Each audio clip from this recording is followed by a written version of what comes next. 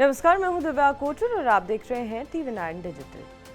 हाल ही के दिनों में हमने देखा है कि कैसे पाकिस्तान ने लगातार भारत पर हर सीमाओं से ड्रोन हमला किया है, मगर हमारे स्वदेशी डिफेंस सिस्टम और रूस के S-400 डिफेंस सिस्टम ने पाकिस्तान के तमाम ड्रोन हमलों को नाकाम कर दिया। मगर जब रविवार को यूक्रेन की तरफ से रूस पर इतना बड़ा ड्रोन हमला हुआ, तो फिर कैसे रूस के डिफेंस सिस्टम इस हमले को नाकाम नहीं कर पाए, इसे लेकर सोशल मीडिया पर भी कई तरह की बातें चल रही हैं। मगर आज हम इस वीडियो में आपको बताएंगे कि कैसे यूक्रेन का रूस पर इतना बड़ा हमला सफल हो पाया।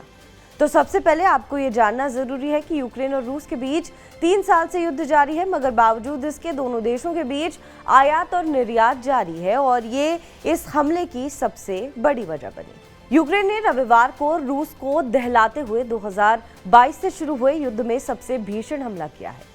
यूक्रेन के ड्रोन ने जिस तरह से रूसी एयरबेस में तबाही मचाई है, उसने रूसी अधिकारियों के पैरों तले जमीन खिसका दी।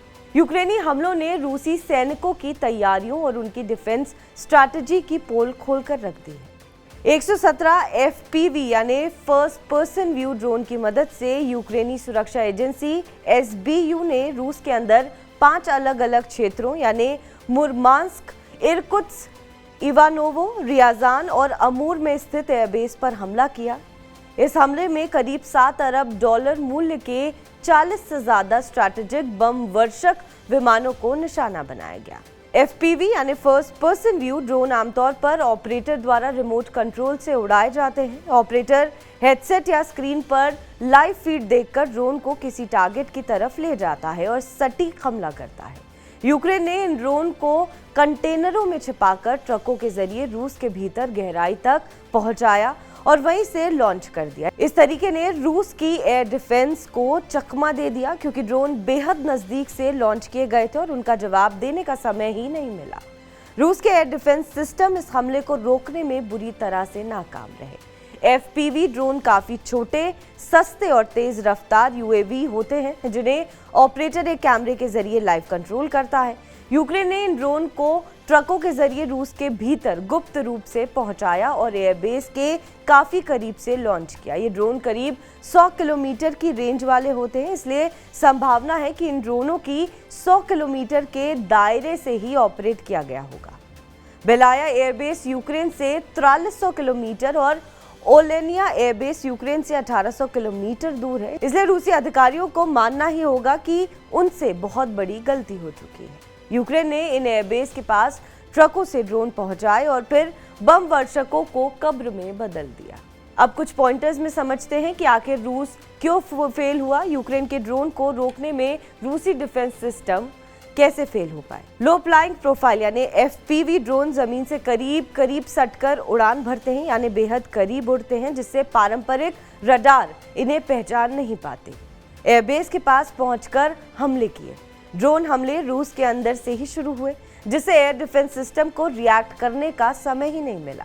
सैचुरेशन अटैक, एक साथ 117 ड्रोन छोड़े गए, जिससे रूस का डिफेंस ओवरलोड हो गया। सॉफ्ट टारगेट, एयरबेस में पार्क किए गए विमान खुले में थे, बिना हार्ड शेल्टर के, ऐसे में वो डायरेक्ट निशाने पर आ गए। हमले के वक्त भी उन्हें बचाने का कोई रास्ता नहीं मिला था। यूक्रेन के इस गोरिल्ला ड्रोन वॉरफेयर से ये साफ है कि आने वाले समय में युद्ध की तस्वीर बदल सकती है।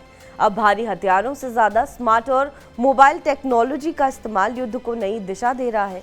ट्रक से ड्रोन लॉन्च कर 40 से ज्यादा विमानों को उड़ाना न सिर्फ एक रणनीतिक जीत है, बल्कि ये रूस को यह एहसास दिलाने का प्रयास है कि अब उसकी सरहदें भी सुरक्षित नहीं रही।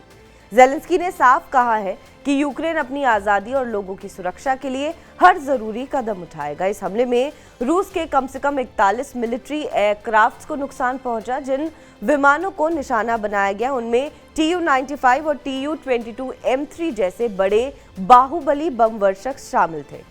हमला इरकुत्स्क के बेलाया एयरबेस और मुर्मांस्क के ओलेन्य एयरबेस जैसे ठिकानों पर हुआ, जो यूक्रेन से करीब 4000 किलोमीटर दूर है। ये पहली बार है जब यूक्रेन का कोई ड्रोन रूस के इतने अंदर देखा गया है।